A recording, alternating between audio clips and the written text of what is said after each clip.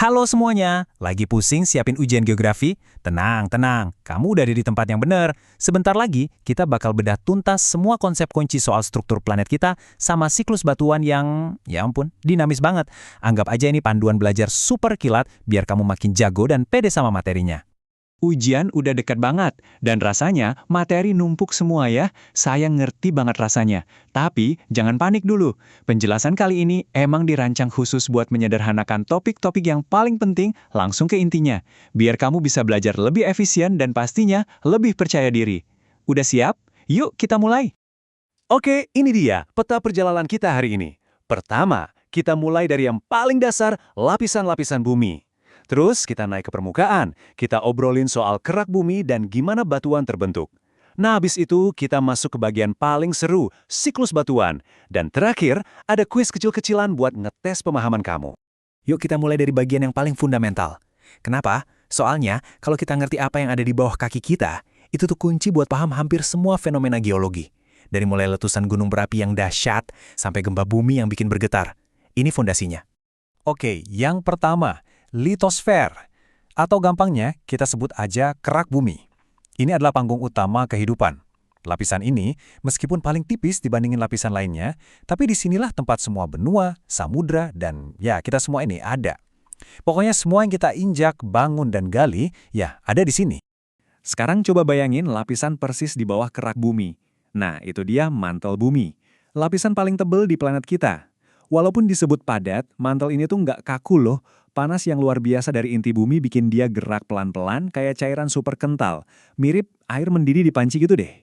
Pergerakan inilah yang kita sebut arus konveksi yang jadi mesin penggerak lempeng tektonik di atasnya. Dan di pusat dari segalanya ada inti bumi. Ini nih mesin pemanas planet kita yang isinya kebanyakan besi dan nikel. Uniknya, inti bumi ini punya dua bagian. Inti luar yang wujudnya cair dan inti dalam yang padat. Loh, tunggu dulu. Kan inti dalam lebih panas, kok bisa padat? Nah, jawabannya adalah karena tekanan di sana itu luar biasa ekstrim, yang maksa atom-atom besinya tetap rapat dan nggak bisa bergerak bebas. Nah, tabel ini ngerangkum semuanya dengan jelas banget. Coba deh perhatiin polanya.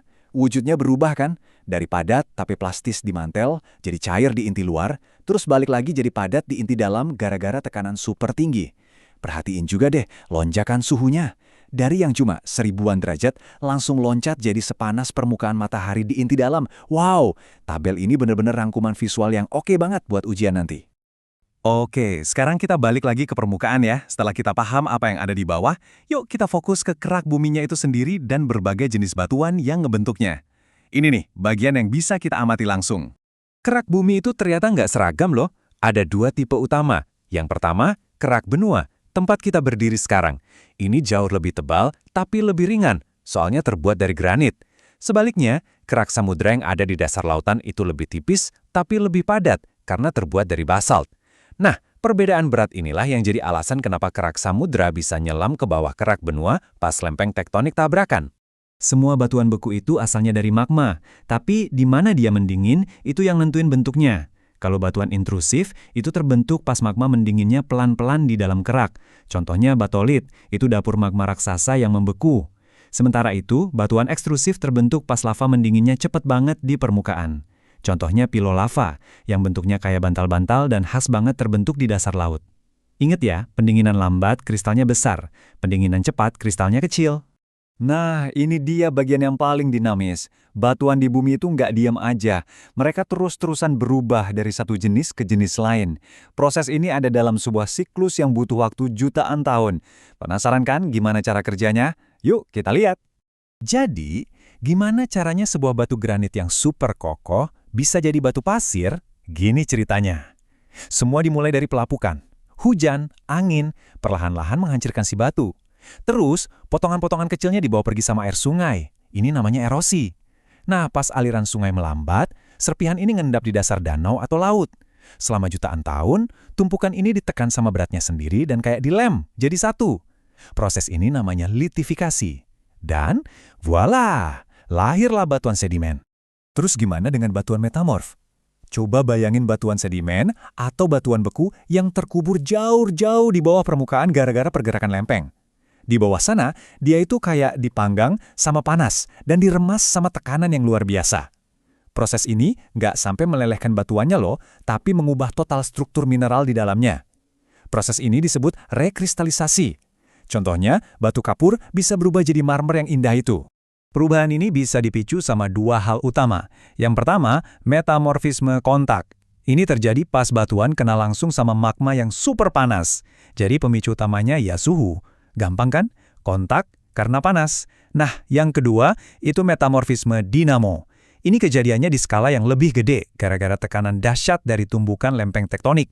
Jadi ingat, kontak itu karena panas, dinamo karena tekanan. Oke, kita udah bahas banyak banget nih. Sekarang, waktunya uji cepat. Biar makin nempel di kepala konsep-konsep kuncinya. Kita bakal fokus ke mineral penyusun batuan beku. Siap? Pertanyaan pertama. Benar atau salah, mineral felsik itu warnanya terang dan kaya akan silikat? Gimana? Jawabannya adalah benar! Gampang ngingetnya. Felsik itu dari kata feldspar dan silika. Mineral ini banyak banget di batuan kayak granit, makanya warnanya cenderung terang, kayak putih atau pink gitu. Pertanyaan kedua, benar atau salah mineral mafik itu mengandung banyak magnesium dan besi?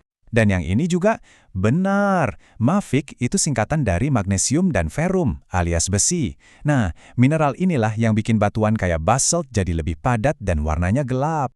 Pertanyaan terakhir nih, siap-siap ya. Benar atau salah? Batuan basaltis punya lebih banyak mineral felsik. Gimana menurutmu? Jawabannya adalah salah. Jelas salah. Kan baru aja kita bahas, basaltis itu sifatnya mafik, bukan felsik. Artinya dia kaya sama mineral yang gelap, bukan yang terang. Jadi kuncinya, basaltis itu mafik.